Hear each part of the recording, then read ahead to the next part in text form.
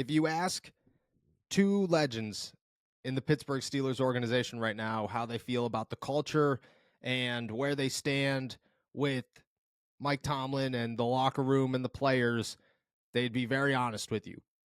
The Steelers way, if it isn't dead already, it's on its way there. And what that means might be very worrisome to those that are higher up in this organization.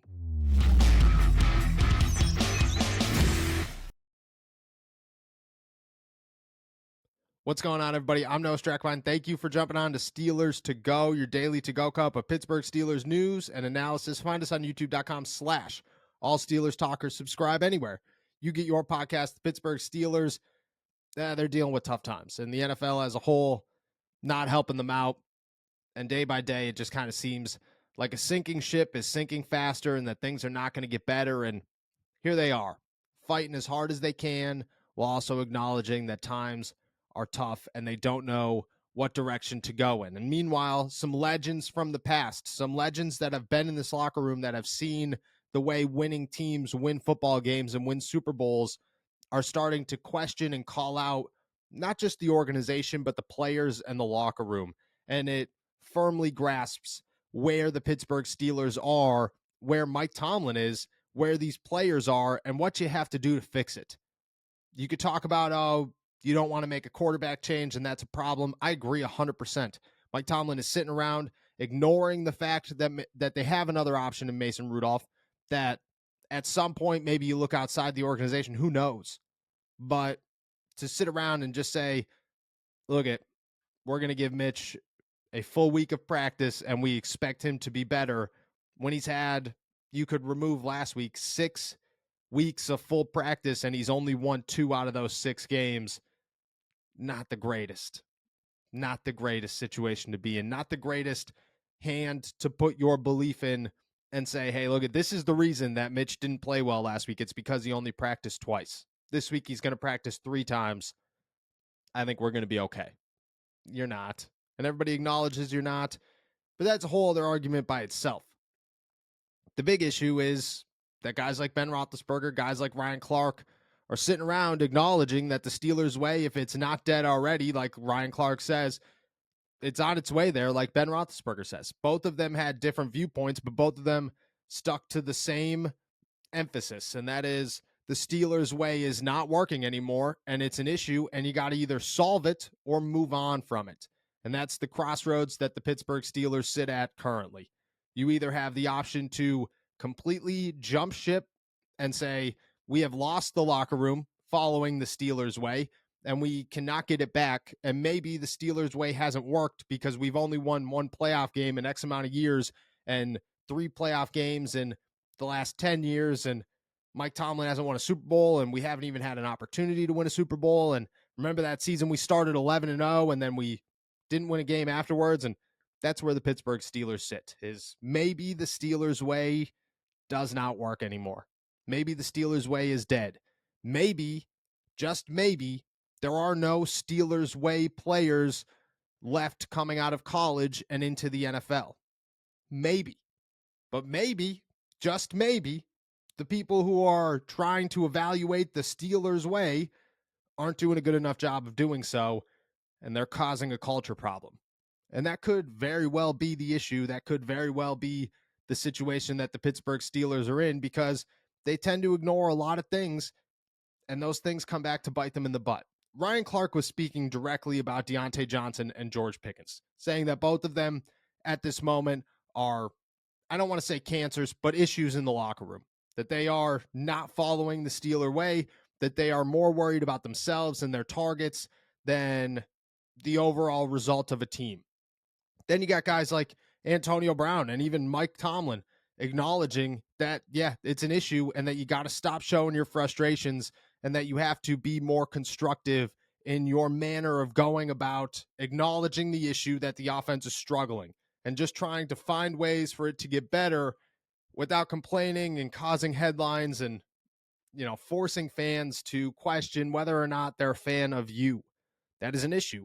And it's an issue that comes with a guy who's had issues in college, who this is not a a secret who's had issues last season. Deontay Johnson has had his troubles staying out of negative headlines in the past. That's just been a part of his career. It's just who the Pittsburgh Steelers are. And I've been a big Deontay Johnson defendant throughout his career.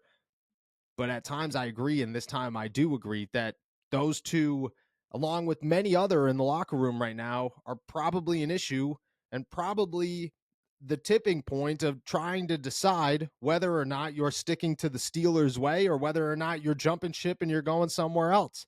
Turkey may be great on sandwiches, but there's a better way to break your bad habits. We're not talking about some weird mind voodoo from your crazy neighbor, like shouting up to the stars and yelling, "Help!" We're talking about our sponsor, Fume, and they look at the problem in a different way.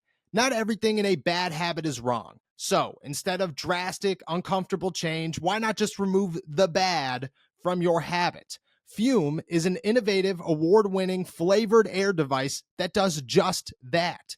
Instead of electronics, Fume is completely natural. Instead of vapor, Fume uses flavored air. And instead of harmful chemicals, Fume uses all natural, delicious flavors. You get it. Instead of bad, Fume is good. That's a habit you're free to enjoy and makes replacing your bad habit easy. It fills the void in a natural, guilt-free way. Your Fume comes with an adjustable airflow dial and is designed with movable parts and magnets for fidgeting, giving your fingers a lot to do, which is helpful for de-stressing while breaking your habit. I got this thing, and the first thing I noticed was how sharp it looks. This is probably the sharpest looking device I own. And then immediately I start fidgeting with it and realize how awesome that aspect of it is. And then when it comes to the taste, I mean,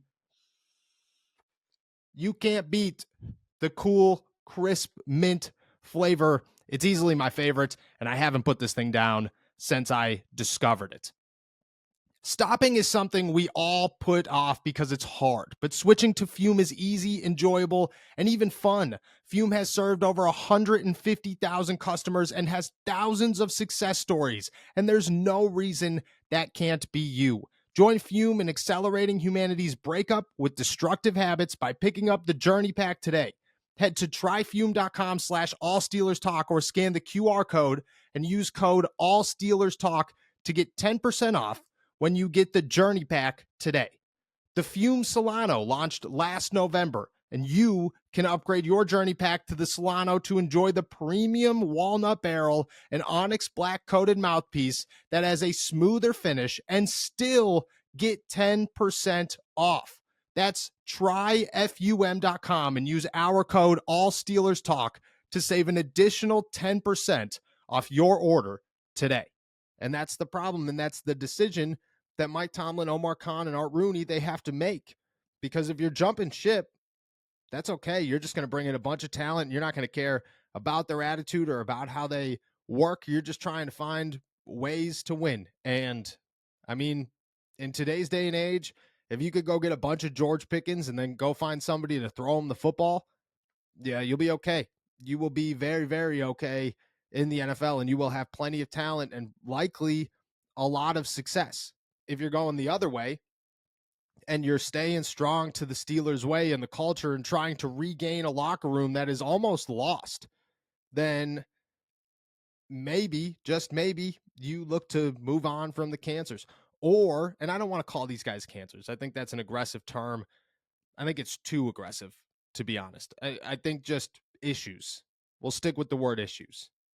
But maybe you move on from the issues. Maybe you try to find other ways to build talent without those issues.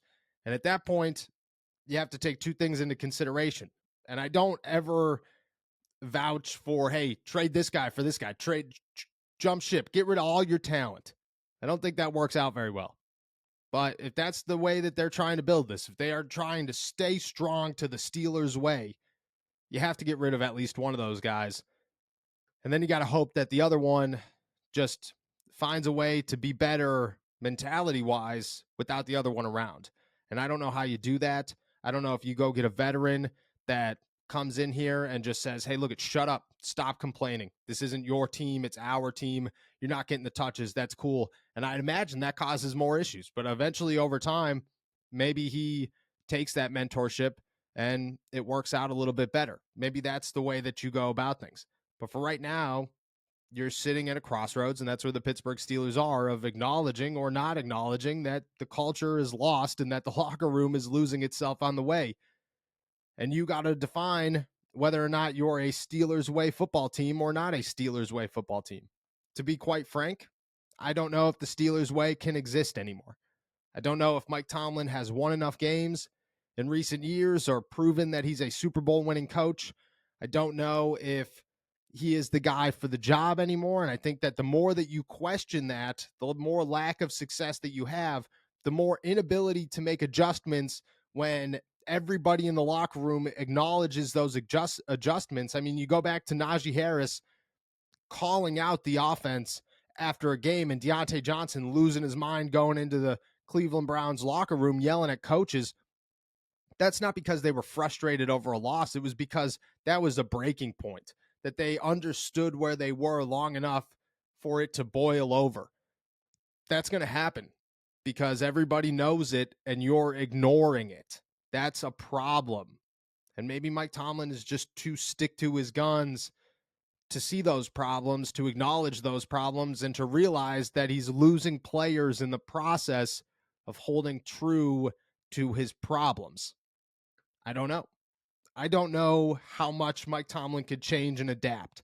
I've only seen one Mike Tomlin his entire career, and that one Mike Tomlin has worked in a lot of ways, but hasn't worked in a lot of ways. And the further down the line you get, the more you're starting to realize that it's working less and less and less and less.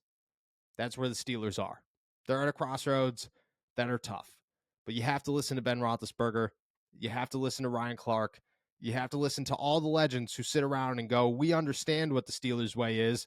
That's a group of 22 football players on a field every single weekend, giving it all they got, putting their hand in the pile, fighting as hard as humanly possible to get a win for this football team without acknowledging their individual stats, without caring about who they are as a player, without caring about their own legacy, and realizing that a Super Bowl legacy means way more than a Pro Bowl or an All-Pro or any of that.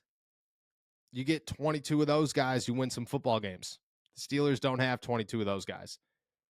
And the legends questioning them, I mean, they have a lot of truth behind it. That's where the Steelers are. Where you go from here, I don't know. I have a very hard time saying you jump ship from a culture that your organization is built around. But at the same time, I have a hard time saying that if you brought in somebody new, they're going to stick to the Steelers way. And maybe it's time to bring in somebody new because Mike Tomlin is losing the locker room. He's losing success. And eventually, he's just going to lose it all. And that's not a place to be. And the Steelers are sinking. And I don't see them climbing anytime soon. And maybe it's time to take that into consideration and take that as truth and just look at things as black and white instead of all the mumbo jumbo that you could toss around it and the big creative words and the motivational speeches that would come with it. And you just look at success and not success, culture, locker room, players, talent, and see where it all leads you. And I don't think the Steelers are going to sit there and see that those results are something they want to see.